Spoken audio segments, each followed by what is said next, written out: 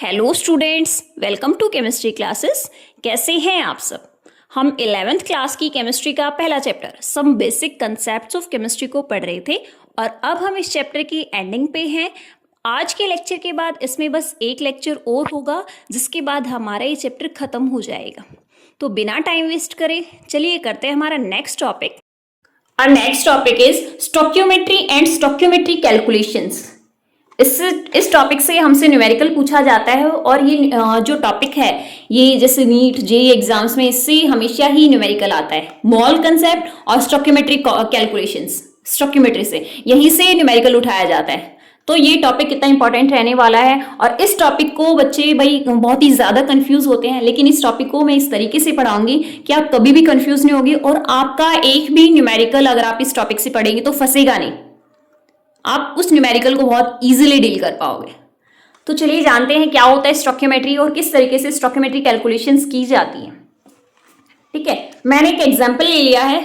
जैसे मैंने क्या लिया है, Mg plus O2 gives 2 MgO।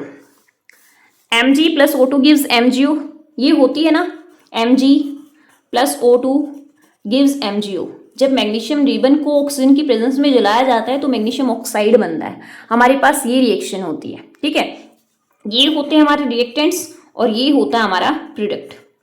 ठीक है, दैट मीन्स रिएक्टेंट कंज्यूम होगा जब मैग्नीशियम को ऑक्सीजन की प्रेजेंस में जलाया जाता है, तो क्या बनता है प्रोडक्ट हमारा MgO। तो कितना रिएक्टेंट कंज्यूम होगा और उससे कितना प्रोडक्ट बनेगा, ठीक है, वो क्या बताता है, स्टोइकियोमेट्री बताता है। ठीक है, तो स्टोइकियोमेट्री ये किससे बना है, ये दो वर्ड से बना है। एक वर्ड क्या है, स्टोइकियन, प्लस सेकेंड वर्ड इज मीट्री। ये जो दो वर्ड है स्टोइकियन प्लस मीट्री, इनका मीनिंग क्या है। स्टोइकियन दैट मीन्स एलिमेंट और मीट्री मतलब मेजर करना, मतलब एलिमेंट्स को मेजर करेंगे हम, कितने एलिमेंट्स कंज्यूम हुए हैं रिएक्टेंट साइड और कितने प्रोडक्ट साइड हमारे बने हैं, हम इसमें ये देखेंगे।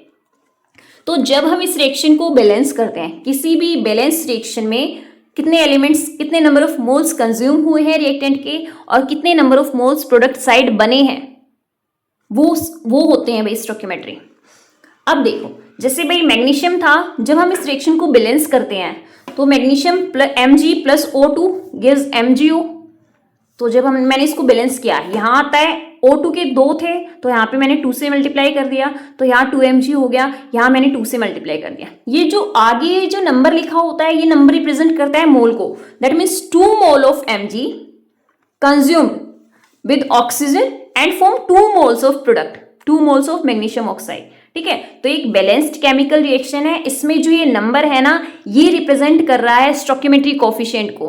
भाई स्टोइकियोमेट्री कोफिशिएंट मतलब इतने मोल्स इस कंपाउंड के कंज्यूम, इस एलिमेंट के इतने मोल कंज्यूम हुए हैं और हमारे इतने मोल इस यहाँ प्रोडक्ट के बने। ठीक है, तो ये जो नंबर है ना, ये रिप्रेजेंट करता है स्टोइकियोमेट्री को, किसी भी एलिमेंट की स्टोइकियोमेट्री को, किसी भी कंपाउंड की स्टोइकियोमेट्री को, इसके आगे जो नंबर लिखा होता है वो रिप्रेजेंट करता है। ठीक है, वो जो नंबर है वो रिप्रेजेंट करता है मोल्स को भी, कि कितने मोल्स उसके रिएक्टेंट के कंज्यूम हुए हैं और कितने मोल प्रोडक्ट के फॉर्म हुए हैं। तो दैट मीन्स स्टोइकियोमेट्री रिप्रेजेंट करता है नंबर ऑफ मोल्स को। स्टोइकियोमेट्री क्या होता है, किसी भी बैलेंस्ड केमिकल रिएक्शन में अगर कोई केमिकल रिएक्शन बैलेंस नहीं है तो आप सबसे पहले उसको बैलेंस करोगे। बैलेंस करने के बाद उस एलिमेंट के आगे जो नंबर आता है वो रिप्रेजेंट करता है स्टोइकियोमेट्रिक कोएफिशिएंट को। और आप बोल सकते हो कि उतने नंबर ऑफ मोल्स उस रिएक्टेंट के कंज्यूम हुए हैं और उतने नंबर ऑफ मोल्स उस प्रोडक्ट के बने हैं। तो आगे जो नंबर है ना, वो क्या है, स्टोइकियोमेट्रिक कोएफिशिएंट है। ठीक है, इसके बाद देखिए एक और रिएक्शन हम देख लेते हैं क्या है इसमें। जैसे Fe plus O2 gives Fe2O3। Iron oxygen के साथ रिएक्शन करके क्या बनाता है, आयरन ऑक्साइड बनाता है। ठीक है, तो मैंने इस रिएक्शन को बैलेंस कर लिया है। तो यहाँ क्या क्या है इनके आगे, 4 स्टोइकियोमेट्रिक कोएफिशिएंट क्या क्या है, 4 3 2। तो जो स्टोइकियोमेट्रिक कोएफिशिएंट है वो क्या, उनका रेशियो क्या है, यहाँ 4:3:2। यही इसके नंबर ऑफ मोल्स का रेशियो है। 4 moles of iron react with 3 moles of oxygen and form 2 moles of iron oxide. ठीक है, तो ये है, इस तरीके से हमें, इसका मतलब हमें स्टोइकियोमेट्री में सबसे पहले क्या होगा, अगर हमें हमारी रिएक्शन बैलेंस करके नहीं दिखाई गई है तो आप सबसे पहले उस रिएक्शन को बैलेंस करेंगे।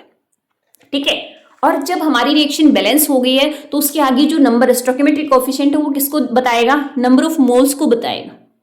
तो जब हमारे पास नंबर ऑफ मोल्स आ गए, मोल कंसेप्ट में मैंने बता दिया था तुम्हें कि अगर हमारे पास नंबर ऑफ मोल्स आ गए तो हमारे पास क्या क्या चीजें आ गई, नंबर ऑफ मोल्स को हम किन किन टर्म्स में लिख सकते हैं। हम नंबर ऑफ मोल्स को रिप्रेजेंट कर सकते हैं नंबर ऑफ पार्टिकल्स की टर्म में, तो हमें पता चल सकता है कि कितने नंबर ऑफ पार्टिकल्स हैं उसमें। और क्या रिप्रेजेंट करता है मोल, कि वॉल्यूम कितना है, इसका मतलब हम इससे क्या निकाल सकते हैं, वॉल्यूम को भी निकाल सकते हैं। और मास, उसका मॉलिक्यूलर मास कितना है वो भी हम यहां से निकाल सकते हैं। ठीक है, चलिए देखते हैं किस तरीके से हम ये सारी चीजें निकालेंगे। हाँ, मैंने एक और एग्जाम्पल लिया है N2 + H2 गिव्स NH3। ठीक है, सबसे पहले मैंने इसको बैलेंस कर लिया, तो यहाँ पे स्टोइकियोमेट्रिक कोएफिशिएंट का रेशियो क्या आता है, 1:3:2। ठीक है, इनके आगे जो नंबर लिखे होते हैं वो स्टोइकियोमेट्रिक कोएफिशिएंट है और उनका रेशियो क्या आता है, 1:3:2। ठीक है, और ये जो मैंने बताया था पीछे स्टोइकियोमेट्रिक कोएफिशिएंट का जो रेशियो होता है वही नंबर ऑफ मोल्स का रेशियो होता है। तो मोल कितने हो गए, 1 mole nitrogen, 3 moles of hydrogen and form 2 moles of NH3। अब इनके मोल्स का रेशियो, जो स्टोइकियोमेट्रिक कोएफिशिएंट का रेशियो आता है वही नंबर ऑफ मोल्स का रेशियो आता है, 1:3:2। यही आ रहा है ना, सेम आ रहे हैं ना। अब देखते हैं अगर हमारे पास मोल है तो हम क्या निकाल सकते हैं, वॉल्यूम भी निकाल सकते हैं, लेकिन वॉल्यूम एट STP अगर वो गैस किसकी फॉर्म में है, देखिए आप देख रहे हैं पूरी की पूरी रिएक्शन गैसेस फॉर्म में है, दैट मीन्स आप वॉल्यूम भी निकाल सकते हैं अगर STP कंडीशन है। और वॉल्यूम क्या होता है STP कंडीशन पे, 1 मोल कितना होता है, कितने के बराबर, 22.4। तो यहाँ पे कितने मोल थे, 1 मोल, तो 1 × 22.4। और यहाँ पे कितने हैं, 3 मोल, तो 3 × 22.4 लीटर वॉल्यूम आ जाएगा। इसका वॉल्यूम कितना आ जाएगा, 2 × 22.4। जब हम यहाँ से भी वॉल्यूम का रेशियो देखते हैं, यहाँ से 22.4, 67.2, 44.8, जब इस वॉल्यूम का भी रेशियो निकाला हमने तो कितना आया, 1 लीटर, 3 लीटर और 2 लीटर। दैट मीन्स जो स्टोइकियोमेट्रिक कोएफिशिएंट का रेशियो है वही मोल्स का रेशियो आता है और वही वॉल्यूम का रेशियो भी आ रहा है। मतलब अगर आपको स्टोइकियोमेट्री का पता है, आप नंबर ऑफ मोल्स बता सकते हैं, वॉल्यूम भी बता सकते हैं वहां से। जो स्टोइकियोमेट्रिक कोएफिशिएंट का रेशियो होगा वही उन गैसेस की वॉल्यूम का रेशियो होगा। और अब निकालते हैं नंबर ऑफ मॉलिक्यूल्स, कि उसमें नंबर ऑफ मॉलिक्यूल्स कितने होंगे। हमें पता है 1 मोल में कितने नंबर ऑफ मॉलिक्यूल्स होते हैं, 1 मोल में होते हैं अवोगैड्रो नंबर ऑफ मॉलिक्यूल्स। ठीक है, और यहाँ पे कितने मोल थे, 1 मोल थे, तो 1 × अवोगैड्रो नंबर ऑफ एटम्स। यहाँ पे 3 मोल्स थे तो 3 × अवोगैड्रो नंबर ऑफ एटम्स। यहाँ पे 2 मोल थे NH3 के, तो 2 × अवोगैड्रो नंबर ऑफ एटम्स। तो जब हम इसका रेशियो देखते हैं, यहाँ से भी मॉलिक्यूल्स का रेशियो क्या आता है, Na से Na कट हो जाएगा, यहाँ से भी 1:3:2 ही आता है। दैट मीन्स अगर हमारे पास स्टोइकियोमेट्री का रेशियो है, आप वहाँ से नंबर ऑफ मॉलिक्यूल्स का रेशियो भी सेम ही होता है। तो स्टोइकियोमेट्री पता है, मोल्स पता है हमें इससे, तो ऐसे ही जो मोल्स का रेशियो है वही वॉल्यूम का रेशियो होता है और वही हमारा नंबर ऑफ मॉलिक्यूल्स का रेशियो होता है। और तीसरा, हम 1 मोल को किसकी फॉर्म में रिप्रेजेंट करते हैं, मॉलिक्यूलर वेट। तो मॉलिक्यूलर वेट देखते हैं, क्या मॉलिक्यूलर वेट का रेशियो सेम आएगा, निकालते हैं मॉलिक्यूलर वेट।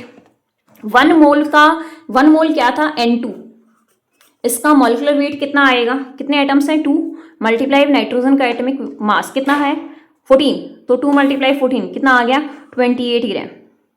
ठीक है, अब यहाँ से हम क्या निकालते हैं, 3 मोल्स का, 3 moles of hydrogen, 3 moles of hydrogen, तो कितना आएगा यहाँ से, 2, नंबर ऑफ एटम्स कितने हैं, 2, हाइड्रोजन का कितना होता है 1, तो यहाँ से है 2 ग्राम्स।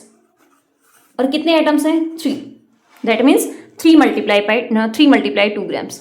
इसी तरीके से हम NH3 का निकालते हैं, NH3 में कितने हैं, 2 NH3, नाइट्रोजन का 14 + 3 कितना आ गया, 17, और 2 है तो मल्टीप्लाई 2, तो 2 × 17 ग्राम्स। यहाँ से जब हम रेशियो देखते हैं, यहाँ से रेशियो कितना आता है, जब हम इसको सोल्व करते हैं इसका रेशियो, तो यहाँ से मास का रेशियो सेम नहीं आता है। दैट मीन्स अगर हमें स्टोइकियोमेट्री पता है तो उसको हम मास की टर्म्स में नहीं लिख सकते, हम नंबर ऑफ मोल्स की टर्म में लिख सकते हैं, वॉल्यूम की टर्म में लिख सकते हैं, नंबर ऑफ मॉलिक्यूल्स की टर्म में भी लिख सकते हैं, लेकिन आप उसको मास की टर्म में नहीं लिख सकते। अगर आपको मास पता है तो पहले आप उसको वहां से नंबर ऑफ मोल्स निकालिए। ठीक है, देखिए जो स्टोइकियोमेट्रिक कोएफिशिएंट किसी भी बैलेंस्ड केमिकल रिएक्शन में जो स्टोइकियोमेट्रिक कोएफिशिएंट का रेशियो है वही किसका रेशियो होता है, नंबर ऑफ मोल्स का रेशियो होता है। जो स्टोइकियोमेट्रिक कोएफिशिएंट का रेशियो होता है वही किसका रेशियो होता है, वॉल्यूम का रेशियो होता है। जो स्टोइकियोमेट्रिक कोएफिशिएंट का रेशियो होता है वही क्या होता है, मॉलिक्यूल्स का रेशियो होता है, लेकिन मास का रेशियो नहीं होता। ठीक है, अगर आपको मास पता है तो वहां से आप नंबर ऑफ मोल्स निकालिए, क्योंकि stoichiometric coefficient number of moles के रेशियो के इक्वल होता है, ना कि मास के इक्वल। ठीक है, तो ये सारी चीजें हम न्यूमेरिकल्स में यूज करेंगे। चलिए जानते हैं एक छोटी सी term which is our next topic is limiting reagent and excess reagent. क्या होते हैं लिमिटिंग रिएजेंट्स और एक्सेस रिएजेंट? लिमिटिंग रिएजेंट किसको बोलते हैं? The reactant which is consumed completely in the reaction is known as limiting reagent. कोई भी reagent जो किसी रिएक्शन में कंप्लीटली कंज्यूम हो जाता है, जो कंप्लीटली कंज्यूम हो जाता है उसको बोलते हैं लिमिटिंग रिएजेंट, और जो कंज्यूम नहीं हो जाता, जो बच जाता है, उसको बोलते हैं एक्सेस रिएजेंट। मतलब वो ज्यादा था और वो बच गया। The reactant which remains after the reaction known as excess reagent. जो बच जाता है उसको बोलते हैं एक्सेस रिएजेंट, और जो कंप्लीटली कंज्यूम हो जाता है उसको बोलते हैं लिमिटिंग रिएजेंट। फॉर एग्जाम्पल, मैंने एग्जाम्पल ले रही हूँ N2 + H2 गिव्स NH3। ठीक है, तो इसमें क्या है, ये दो रिएक्टेंट्स हैं और ये क्या है, प्रोडक्ट। इन दोनों में से N2 और H2 में से जो कंप्लीटली कंज्यूम हो जाएगा, N2 और H2 में से जो कंप्लीटली कंज्यूम हो जाएगा वो लिमिटिंग रिएजेंट होता है, और जो बच जाता है वो एक्सेस रिएजेंट होता है। ठीक है, अब लिमिटिंग रिएजेंट और एक्सेस रिएजेंट को आप कब यूज करते हो? न्यूमेरिकल्स में इनका यूज किया जाता है।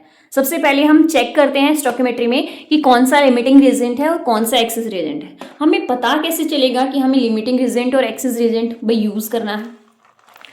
हम इसका लिमिटिंग रिएजेंट और एक्सेस रिएजेंट का जब यूज करेंगे when initial amount of more than one reactant are given in the question, then we use the concept of limiting reagent. हम लिमिटिंग रिएजेंट का कंसेप्ट जब यूज करेंगे जब हमें, जैसे भाई H2 है और N2 है, N2 और H2, इनमें हमें एक से ज्यादा, अगर सिर्फ एक ही इनिशियल अमाउंट गिवन है तो आप लिमिटिंग रिएजेंट यूज नहीं करोगे।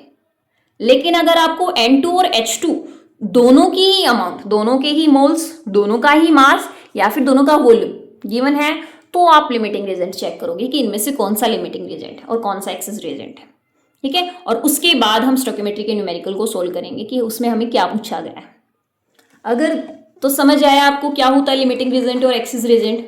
जो किसी रिएक्शन में जो रिएक्टेंट कंप्लीटली कंज्यूम हो जाता है उसको बोलते हैं लिमिटिंग रिएजेंट, और जो किसी रिएक्शन में जो बच जाता है उसको बोलते हैं एक्सेस रिएजेंट। हम न्यूमेरिकल में यूज कहाँ करेंगे?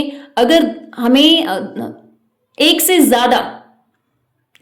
ज्यादा रिएक्टेंट की अगर हमें इनिशियल अमाउंट गिवन है, इनिशियल अमाउंट मतलब मास, मोल्स और वॉल्यूम, एक से ज्यादा की गिवन है, तो हम क्या करेंगे, लिमिटिंग रिएजेंट का पता करेंगे भाई इनमें से लिमिटिंग रिएजेंट कौन है।